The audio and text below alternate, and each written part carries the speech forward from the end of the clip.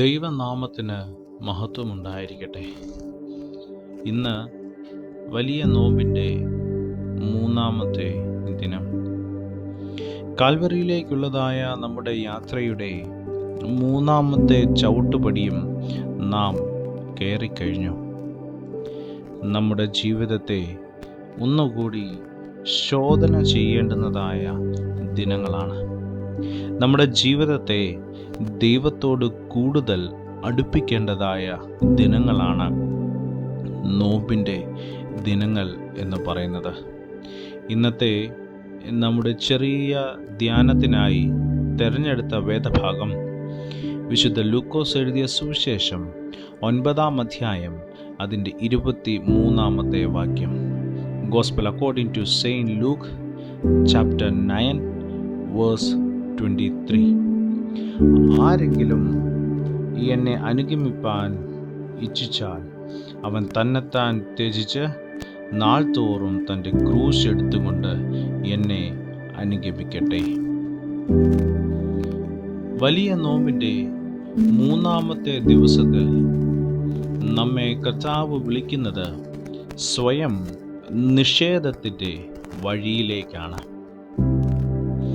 നോമ്പ് വെറും ഭക്ഷണം ഒഴിവാക്കുന്നതല്ല, പിന്നെയോ അത് നമ്മുടെ അഭിമാനവും നമ്മുടെ സ്വാർത്ഥതയും നമ്മുടെ കോപവും നമ്മുടെ അഹങ്കാരവും ക്രൂശിൽ കയറ്റുന്നതായ ആത്മീയ യാത്രയാണ്.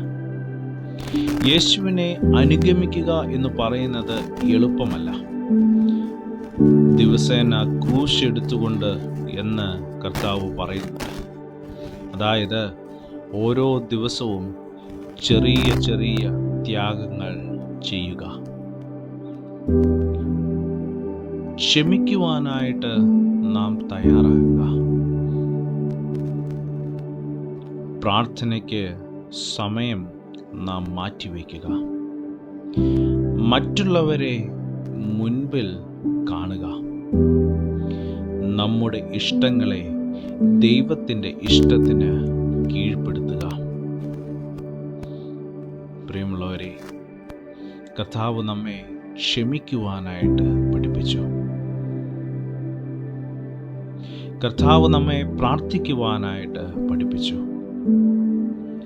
എല്ലാവരെയും മുൻപിൽ കാണുവാനായിട്ട്, എല്ലാവരെയും ഒന്നാക്കി നിർത്തുവാനായിട്ട് കർത്താവ് നമ്മെ പഠിപ്പിച്ചു. ദൈവഹിതത്തിൽ ദൈവകരങ്ങളിലേക്ക് നമ്മെ തന്നെ ഏൽപ്പിക്കുവാനായിട്ടും ദൈവം മുൻപാകെ കീഴ്പ്പെട്ടിരിക്കുവാനായിട്ടും നാം ഇടയായിത്തീരണം.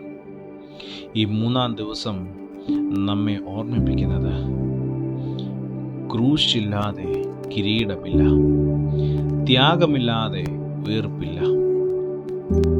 നമ്മോട് തന്നെ നാം ചോദിക്കേണ്ടതായ ചോദ്യമുണ്ട്. പ്രിയമുള്ളവരെ, ഇന്ന് ഞാൻ എന്താണ് നിഷേധിക്കേണ്ടത്? എൻ്റെ ജീവിതത്തിൽ എന്താണ് ക്രൂശിലേക്ക് ഞാൻ കൊണ്ടുപോകേണ്ടത്? ഈ നോമ്പ് കാലത്ത് നമ്മുടെ ഹൃദയം ശുദ്ധീകരിച്ച്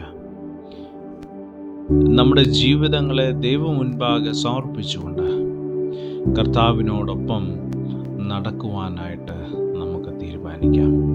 ദൈവമേ, നിന്നോടൊപ്പം സഞ്ചരിക്കുവാൻ, നിന്നോട് കൂടെ ജീവിക്കുവാൻ എന്നെ സഹായിക്കണമേ എന്ന് നമുക്ക് പ്രാർത്ഥിക്കാം. കണ്ണുകളെ അടയ്ക്കാം, നമുക്ക് പ്രാർത്ഥിക്കാം. ദൈവമായ കർത്താവേ, എൻ്റെ ഇഷ്ടങ്ങളെ നിന്റെ ഇഷ്ടത്തിന് കീഴ്പ്പെടുത്തുവാൻ എനിക്ക് നീ കൃപ നൽകണമേ. ദിവസേന എൻ്റെ ക്രൂശ് എടുത്തുകൊണ്ട് നിന്നെ അനുഗമിക്കുവാനുള്ള ധൈര്യം തരണമേ. എൻ്റെ ഹൃദയത്തെ ശുദ്ധീകരിച്ച് നിന്റെ രൂപത്തിൽ എന്നെ പുതുക്കണമേ. മറ്റുള്ളവരോട് ക്ഷമിക്കുവാനും മറ്റുള്ളവരോട് നന്നായി ഇടപെടുവാനും പ്രാർത്ഥനയ്ക്ക് സമയം മാറ്റിവെക്കുവാനും ഈ നോമ്പ് കാലത്ത് എന്നെ സഹായിക്കണമേ. ചേർന്ന് നിൽക്കുവാൻ ദൈവമേ എന്നെ സഹായിക്കണമേ. യേശുവിൻ്റെ നാമത്തിൽ തന്നെ ആമേൻ. ദൈവം അനുഗ്രഹിക്കട്ടെ. സ്നേഹത്തോടെ ജോയൽ അച്ഛൻ.